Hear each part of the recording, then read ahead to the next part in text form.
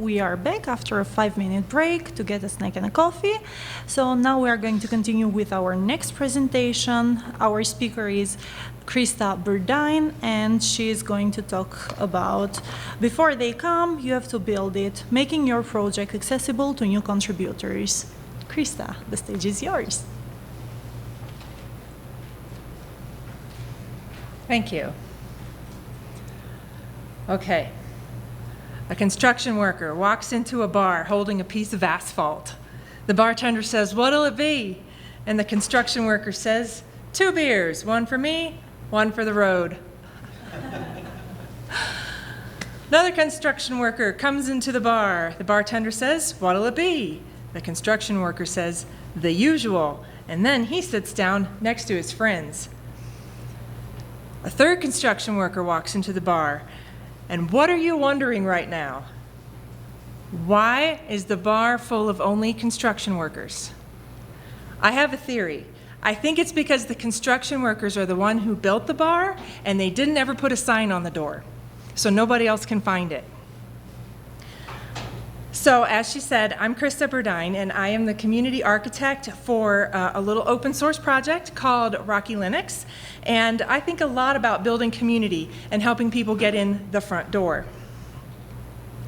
So there's this statement, before they can come, you have to build it. There is another corollary statement, if you build it, they will come. And I don't know if I'm reaching way far too back in the past to know the reference, but if you build it, they will come is a nice sentiment.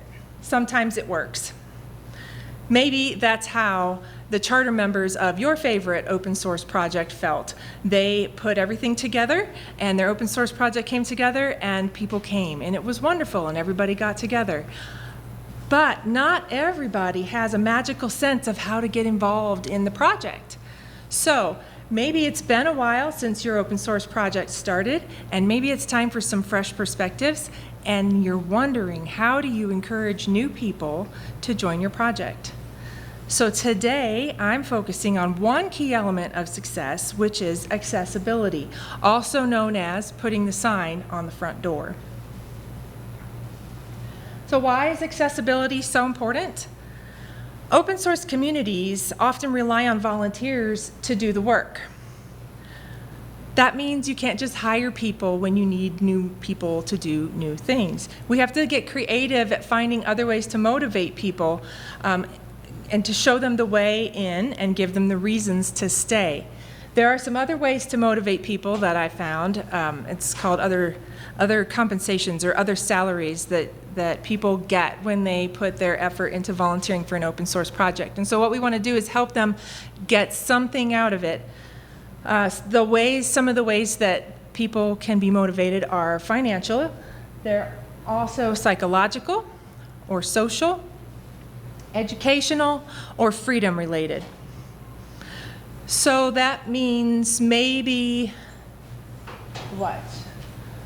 Your volunteers get something back. Maybe they feel important when they come to your project. Maybe they meet friends there and they have a friend group or social group. Maybe they are learning something. That's how I joined open source, was I wanted to learn how to write technical documentation. That's where I came from. Or maybe they want to be able to contribute in their own way on their own terms. All of those are valid reasons and are all things that can motivate people to come in and stay. So that is the value of building a community. So the first way to build your community is to make it easy. You have to put the sign on the front door. You can't just have a front door. You have to put a sign on the front door, because how can you expect someone to visit your house if they can't even find the door? So this is my keyword for today, my key phrase. This is the one thing that we're going to learn today and take away. We're going to look at the aspect of making shared knowledge in your open source project accessible. That's your sign that you're putting on the front door. You're making it accessible. That way anybody who wanders in has a place to get caught up on what the project is up to without necessarily needing a personal tour. The first thing in making shared knowledge accessible, the first piece of knowledge to share is a code of conduct. A code of conduct is important for your community.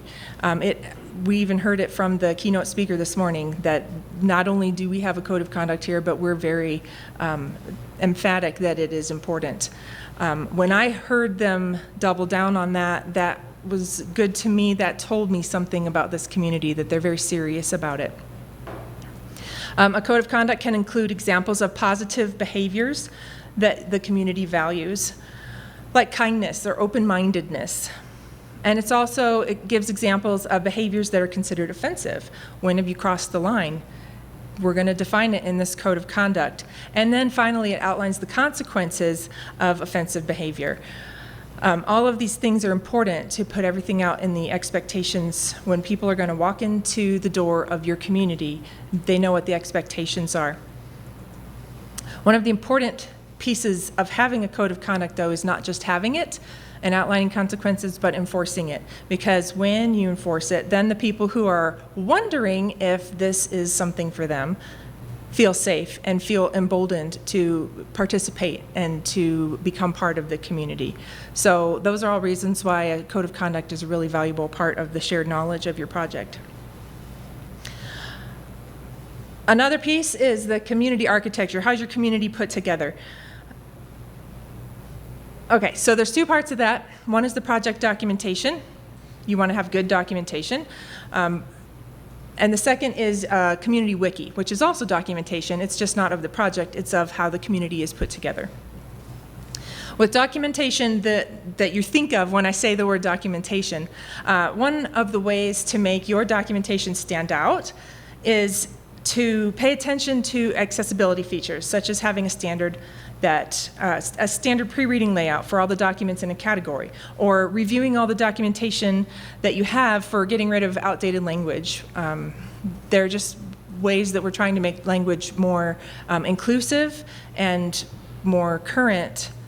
And if you're looking at that in your documentation and people are reading your documentation, they are going to respond to that and say, oh, I can tell that this organization, this project is thinking about things now into the future instead of being stuck in the past. So documentation needs to be up to date. It should be available on a variety of browsers and work across a range of devices such as mobile or tablet or a laptop or a desktop. It's important, even if you have a preferred way within your open source project of how to consume information or how people should consume information, you are limiting your community size potential if you do not take into account all the ways to consume information. So as many as you can offer, as many ways as you can make the documentation available through browsers and devices, that's going to grow the number of people who are potentially able to become part of your project. It should be easy to contribute to documentation, easy to find a starting point. Again, find that front door of the documentation part of your project. It should be easy to understand for people who maybe have English as their second language. It should be used in words that are not necessarily metaphors or figures of speech. All of that helps make it more understandable and comprehensible by a wider variety of people. Sometimes your information is complex, so it's good to consider having a tutorial available or also being clear about the places where you can ask people for help. Easy is also the word for other stored or other shared information. So newcomers will want to easily find notes from previous meetings, links to any recorded meetings. They'll want to know where your blog posts are or your standard presentations that explain the project. All the notes are what belongs in one place for people to be able to find your front door and to understand your project so that they will come in and become part of it. But maybe that content doesn't exist because you haven't taken notes at your meetings or you haven't written any blog posts yet. So a good place to start when you know that you want to bring more people into your project is to look at that, to create a blog post that really talks about where you came from and where you want to go. Or to start with taking notes at your meetings that you have. Or maybe your project is in a place where you need to start having meetings to talk about things and not just doing it all in back channels. All of those offer a place to start if you feel like you wish your project had more volunteers. You know you need to grow it. So all these various bits of info may be stored in various places throughout your project on different communication methods, or some on the web, some in GitHub or wherever. But you want to create a place where all of your information can be found in one spot, a one-stop shop, the front door. And this is the README file. So you're going to include the things like the code of conduct, a link to your documentation, the community wiki, all these other things, the recordings, the presentations, and the blog posts. They can all be there. And you're going to, so you have all of the information, front door right there, and then include with that a piece of explanation about your project. Where did you come from? What are you doing now? Where are you going? Just anything that gives people a way to connect.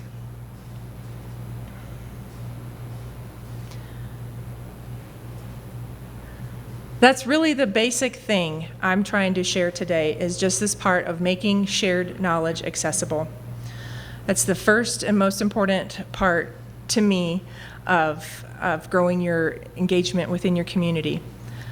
When you're ready to grow beyond that, there are other metrics that you can use that will help you to know where you can improve. And this is something that I've been working through this year with my team in the Rocky Linux project. So out of that, I'm just gonna, I think I do have time, yay. There are a few different areas of metrics that you can use. One of them is in your project architecture. How's your project built? Those metrics would include project maturity and project viability. So do you have a clear roadmap? Do you follow a regular release cycle? Do you have good documentation, and does the support for your project come from a variety of sources rather than, say, one big corporate sponsor or something like that? Do you have a wide variety of people supporting your project? These are all things that'll help your project be successful. I guess what I'm trying to do is give you hope and encouragement that there are things you can do to increase the engagement with your project. There is the architecture of your community that you can look at, between the community growth and the community diversity. So you want to have in your project somewhere defined what are the roles of the different people in your project. Do you have people specifically doing infrastructure, or specifically doing testing, or specifically working on the community outreach part? When you define those, it allows people to read this and put that in the place where all your shared knowledge is. When those roles are written out, people can see themselves in a role, and then they know how they can become a part of this. And then the community diversity. Do you have new members? How many members do you have? What kinds of members do you have? Do you have people who are looking at looking at the project with all different eyes? So not just working on the code, but also working on outreach, also working on the administrative things, or planning these events, or working on the testing part, or looking down the road at what comes up next. So I want to stop here for a minute and talk about the value of non-code contributions. I think it has culturally is shifting. I think there in the past has been an attitude, and maybe somewhat still now, that it's only the people who actually built the project that are the true contributors, and everybody else is just sort of helping. And I would contend that the non-code helpers are as important as the code helpers. And to that end, I know in the Rocky Linux community, we make a big deal about saying, if you are following us on social media, if you support us if you come in the forums and answer questions, if you are at all consider yourself part of the community, then we consider you part of our community. That's just, I've found that that's very disarming when you tell people that they're included and you don't really care if they've filled out a bunch of forms or whatever, and just say, yeah, you want to be here, and we'll find a place for you to get involved. There are non-code, non-technical things that can be done. and differently technical, because technical writing is not about code, but it's still technical. Anyway, so that's my big drum that I like to beat, is that non-code contributions are also very important. And it's disarming and surprising how much people include themselves when you offer to them that that's a possibility. And then the third aspect of metrics you can look at is looking at measuring your maintainers and users. So the people who created your project, who actually wrote the code or who put it all together, are they still engaged with the project? Are they recognizing contributors? Are they transparent? Are they writing release notes? And then the user community engagement, are people actually coming into your we have a chat server in IRC, and I think the GNOME has Matrix. Do you have something like that where people are engaging? And is the mix of people who are engaging, is it a balanced mix of people who are brand new and people who have been around for a long time? So those are the main metrics, and that is just really more of an overview than an actual set of instructions. Remember, make shared knowledge accessible. That's your first thing, first priority, and then you can look at it more. So again, my name is Krista. I like tiny food. I like black cats. I tried to give you some tiny food today, just one thing that you needed to learn. It's been my second year right now of working as the community architect of the Rocky Enterprise Software Foundation, which is the hosting company for the Rocky Linux project, which is our flagship project. And I do love talking about non-code contributions. I really appreciate your attentiveness to that. If you want to talk more about building community, that's a QR code that has links to me. You can ask me more questions. You can reach out that way, and you can ask questions now if you'd like. Yes, I will take a question. Oh, come on down to the microphone. Sure. Thank you. So if I wanted to check if a project was following all these best practices, could I find your slides online somewhere? These slides? Yeah, will or be other online. material that would help do that. Yes, yes, and I'm sure this is not original material, but I've put it together in my own way. But please reach out to me if you'd like that. I'm working from material, so I can help digest that or pass it on to you, whichever makes the more sense. Thanks. Yes, definitely contact me for that, because it's been really helpful. I will say that we're working on it through the Rocky Linux project for sure, have been working through and saying we don't have to be perfect in every metric, but we need to take count of where we are now so that we can be working forward and not even work on all of them. This is my problem. I want to work on all of them at the same time, and that's not really realistic either. But we have picked a few. My one for this year really was make shared knowledge accessible. So we now have things on the Rocky Linux wiki that weren't there before, and it's fun to see progress happening. If anybody would like, I did bring a few t-shirts with me to this event. I'm offering them first to those of you who are in the room. Right now I have at least one in every size. I have at least two in every size. So please feel free to come have one, and I'll be walking around out here the rest of today and tomorrow, and I would look forward to meeting you. Thank you so much. Can I ask another question? You may ask another question.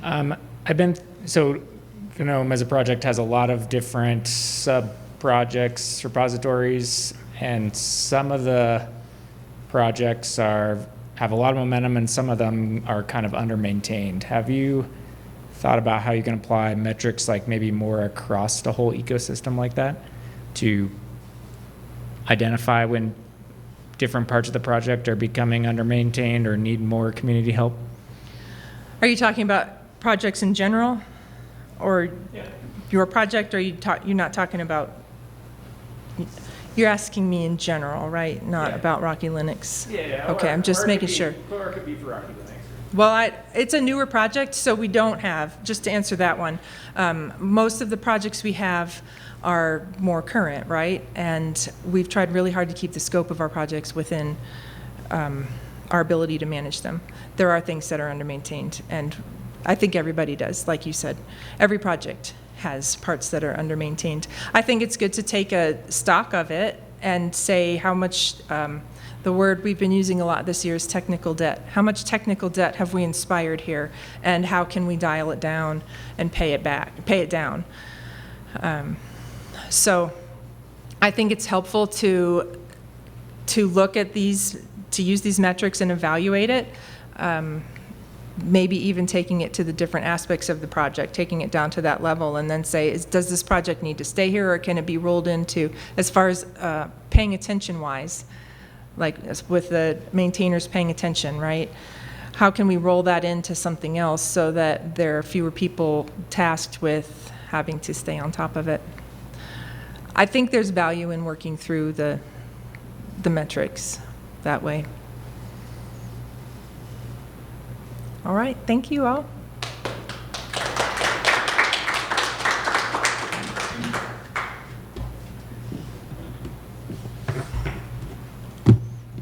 Thank you for the water, Dan. So thank you very much, Krista. Really, really interesting. The importance of community is, well, basically the main thing. The projects wouldn't exist if it wasn't for the people who are behind them. So I very much appreciate these kind of presentations. Now we have a 20-minute break, so we can go and grab some coffee, and we'll come back here in exactly 20 minutes with the next and last presentation for this track. See you later.